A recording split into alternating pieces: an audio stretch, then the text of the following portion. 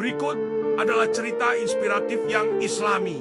Judul Hidayah di Dentuman Bom.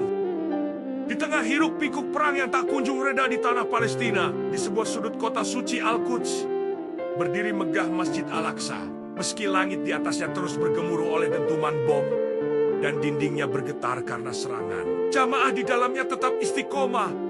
Mereka berkumpul tiap malam untuk membaca ayat-ayat suci Al-Quran dan bersalawat kepada Nabi Muhammad Subhanahu wa Ta'ala. Suara mereka lirih tapi menyentuh. Lantunan Al-Quran menggema, membelah kegelapan malam yang dipenuhi rasa takut. Para lelaki tua, anak-anak muda, bahkan anak-anak kecil duduk bersila. Wajah mereka khusyuk, dada mereka lapang, meski langit penuh ancaman.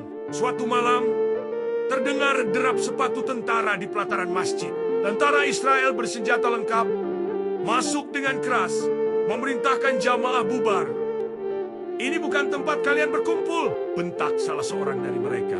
Namun yang terdengar sebagai jawaban hanyalah lantunan ayat suci yang terus berlanjut. Maka apakah orang yang berjalan dengan wajah tertunduk lebih mendapat petunjuk? Ataukah orang yang berjalan tegak lurus di atas jalan yang lurus? Salah seorang tentara yang paling muda tiba-tiba terdiam. Langkahnya goyah, pandangannya terpaku pada seorang anak laki-laki Palestina yang membaca Al-Quran sambil menangis. Hatinya gemetar, tangannya yang memegang senjata tiba-tiba menurun. Ia memejamkan mata. Suara lantunan ayat itu terasa menusuk hatinya, sesuatu yang tak bisa dijelaskan. Salawat pun bergema. Allahumma shalli ala Muhammad. Ya Allah, limpahkan salawat kepada Nabi Muhammad. Air mata menetes di pipi tentara muda itu. Ia tak sanggup lagi berdiri di luar kehendaknya. Ia duduk bersila di antara barisan jamaah. Ia meletakkan senjatanya. Ia menunduk. Malam itu ia tak berkata sepatah pun. Ia hanya mendengarkan hingga ayat terakhir dibacakan. Dan ketika para jamaah menutup dengan doa, ia ikut mengangkat kedua tangannya, entah sadar atau tidak. Percaya, malam itu hidayah mengetuk hati seorang tentara.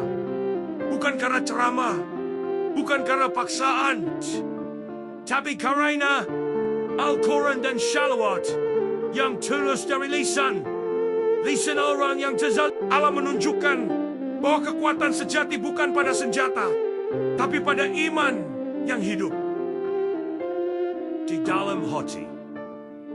Sesungguhnya Al-Quran ini memberi petunjuk ke jalan yang paling lurus. Paling lurus.